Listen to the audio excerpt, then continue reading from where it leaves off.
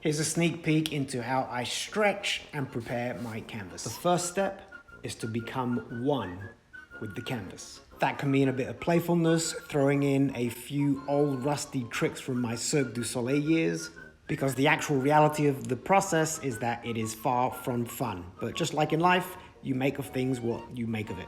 Then I mix my base paint because that's going to lay the foundation, the background of what I'm going to create.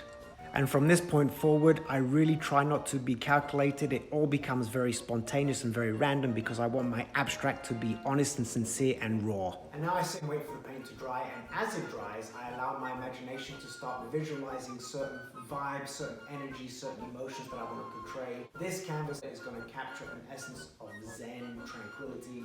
Once the canvas has been created, I will then go in and finish the stretching of the canvas, and then I will share the finished product with you guys.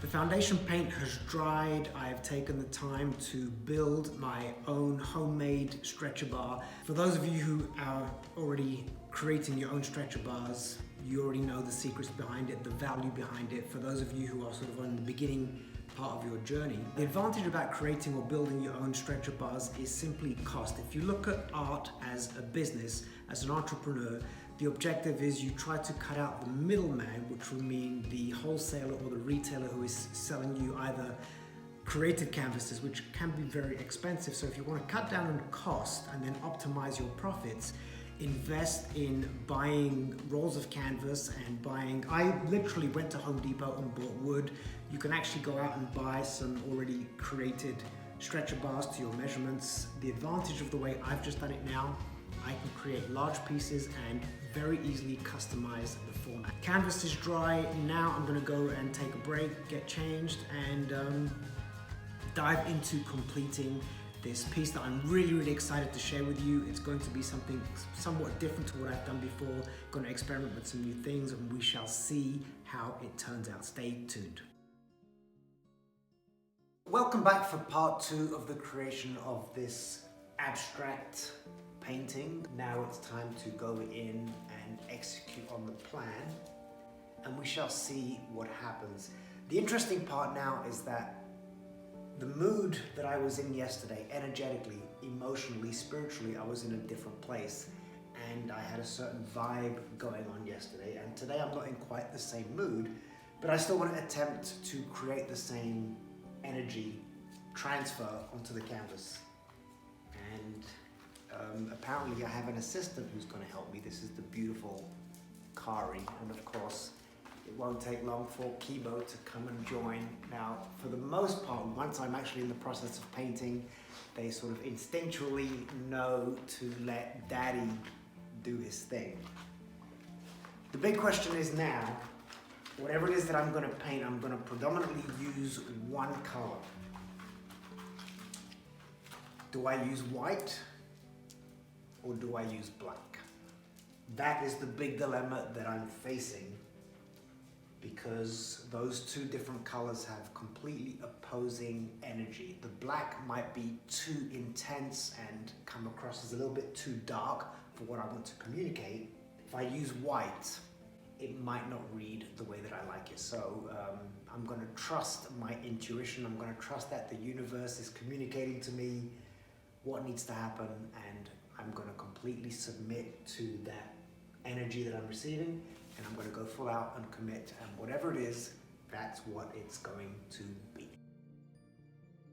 So I've decided to go with black, but the only thing that I'm going to do is I'm going to add water to water down this black paint, because I'm going to, well, you're going to see what's going to happen, but the consistency is a little bit too thick and it's not what I want. One of the great freedoms of abstract art is that you are not limited, and on the flip side of that coin is, because there's no real technique involved, it can be hit and miss, in particular if you're experimenting with something relatively new. And even though I'm adding in techniques that I've done repeatedly, I have no idea if this is actually going to work. So I'm kind of channeling as I do this. It's kind of a bit of a form of meditation. And for me, creativity, artistic expression, it does get very spiritual because I have to try to release overthinking, conformity, fear, and just, as they say, go with the flow, and whatever is channeled through me, I really have to try and trust that. And there have been several times where I've been working on a piece for hours and hours, and it's looking absolutely stunning and amazing, and I'm like, now let me just quickly add this and do this, and then I completely mess it up. Hopefully this won't happen today. Wish me luck.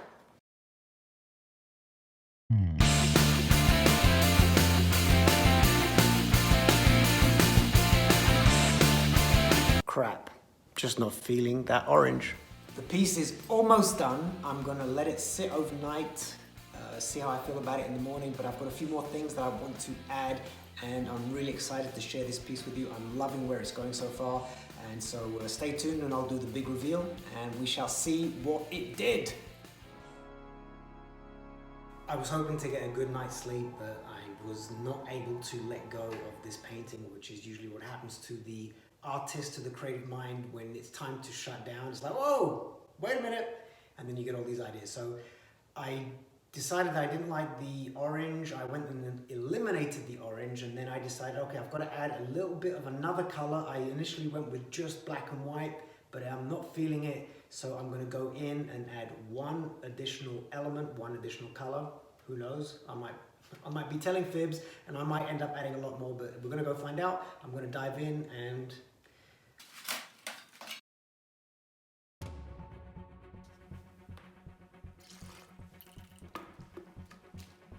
aha! That's what was missing. Eureka, baby. All right, that's a wrap for today.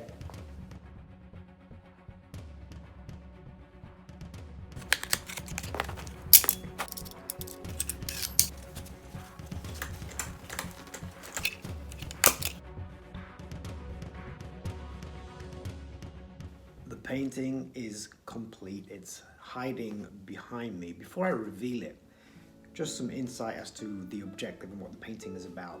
I wanted to capture a sense of calm, tranquility, zen. The piece is zen-sational. And in my mind, I already have an understanding of the interior, where it's going to live, the type of house, the type of people who are going to appreciate this painting. So again, it was all about capturing zen. Really what it's about is the circle of life.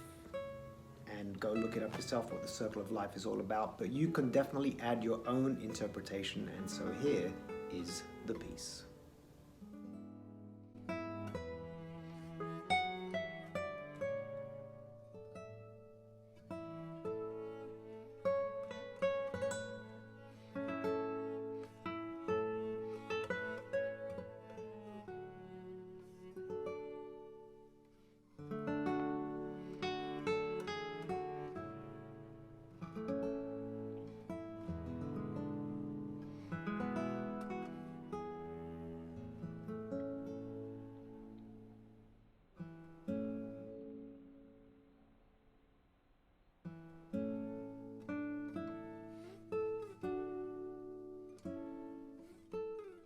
Namaste.